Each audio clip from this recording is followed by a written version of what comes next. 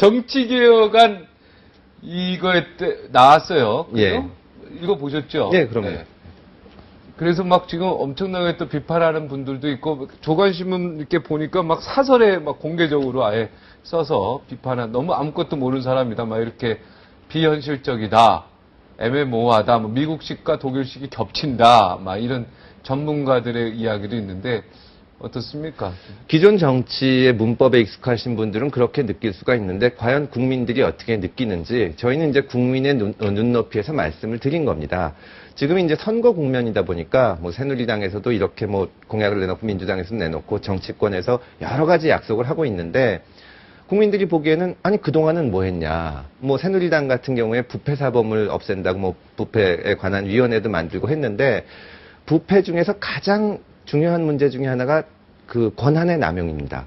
정부가 권한을 남용해서 민간인 사찰을 했는데 그것을 2년이 지난 지금에서야 국정조사를 한다 그러고 있고 그동안 도대체 뭐 했는지 그러고 있다가 선거 때만 되면 새로운 약속을 하는 겁니다. 그렇기 때문에 국민들 사이에 정치에 대한 불신이 만연해 있고 아무런 기대를 하지 않는 상태가 된 겁니다.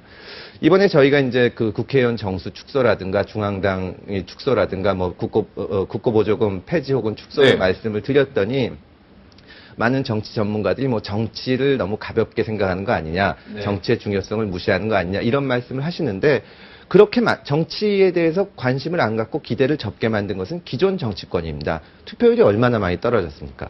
그런 국민들한테 우리가 앞으로는 잘하겠다. 뭐 유럽식이 이렇다. 미국식이 이렇다. 이렇게 말하는 것은 정말 좀 오만한 일이라고 생각을 합니다.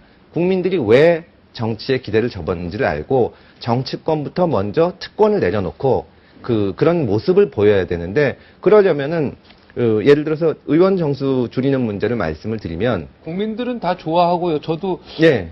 이 의원 정수 줄인다니까 다 이 부분은 다 좋아하더라고요. 예, 그렇습니다. 특권도 줄여줘야 특권 얘기는 안 했습니까? 특권을 줄이는 것 중에 방안 중에 하나입니다. 말하자면 국고보조금 문제도 마찬가지고 지금 정당이라는 것이 원래 잘 아시지만 밑에서부터 민의를 모아서 이제 지지를 받고 또 후원금도 받고 해서 이것이 의회로도 진출을 하고 이렇게 돼야 되는 건데 지금은 중앙당이 모든 힘을 쥐고 있고 국고에서 보조금 받으니까 의원들이 전부 국민들 눈치보다는 위의 눈치만 보게 되는 겁니다. 그래서 대통령이 예를 들어서 여당 출신이면 여당은 뭐 청와대만 보고 거기서 하는 거에 무조건 따라가고 다수당의 횡포를 부리고 또 야당은 야당대로 당론이 반대로 정해지면 한 사람의 이탈도 없이 그렇게 가는 것인데 그런 것을 특권을 버려야만 민의가 반영된다. 그런 방안으로 내놓은 것입니다. 네, 비례대표를 이렇게 확대를 하잖아요. 비례대표는 더 늘리자는 거 아니겠습니까? 예, 그렇습니다. 예. 그렇게 되면은 중앙당을 폐지한 상태에서 비례대표는 어떻게 뽑아야 됩니까?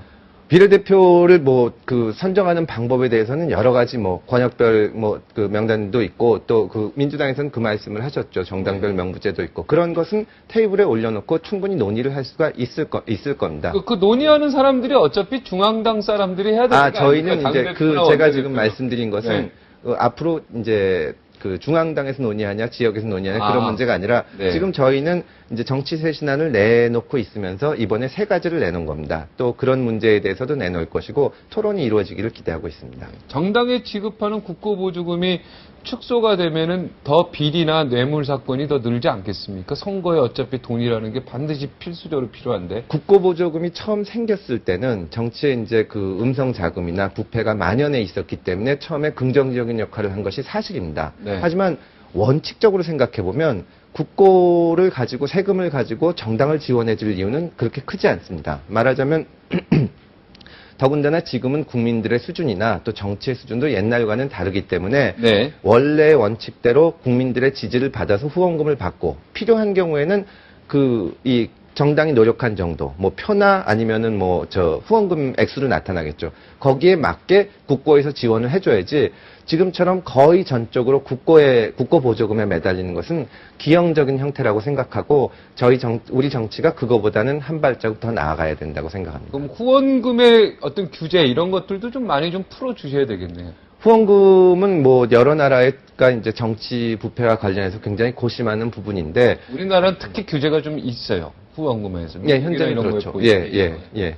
그런 거를 그러니까 부패하지 않으면서도 이제 모을 수 있도록 그렇게 고쳐 나가야죠. 규제를 좀 철폐한다. 예. 후원금에 관련해서는.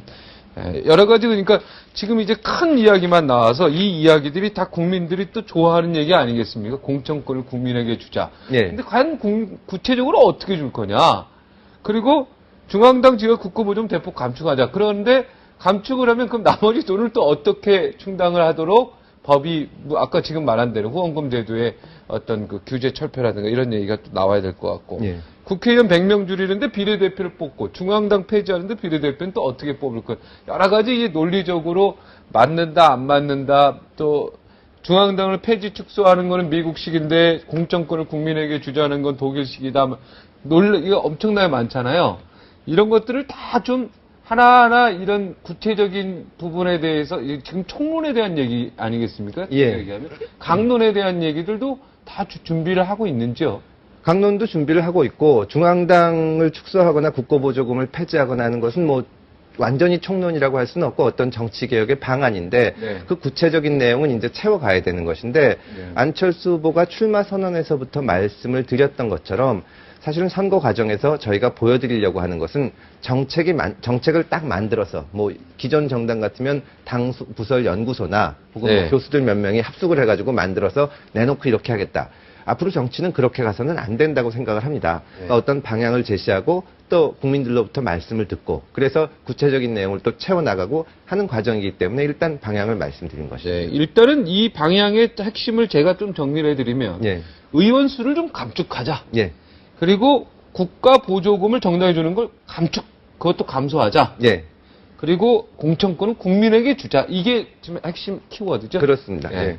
이렇게 이해하면 딱 될 것 같아요. 예. 근데 그 앞에 막 여러 가지가 막 있으니까 또 이제 그 과정에서의 문제점이 나오니까 제가 이렇게 정리를 딱 해주니까.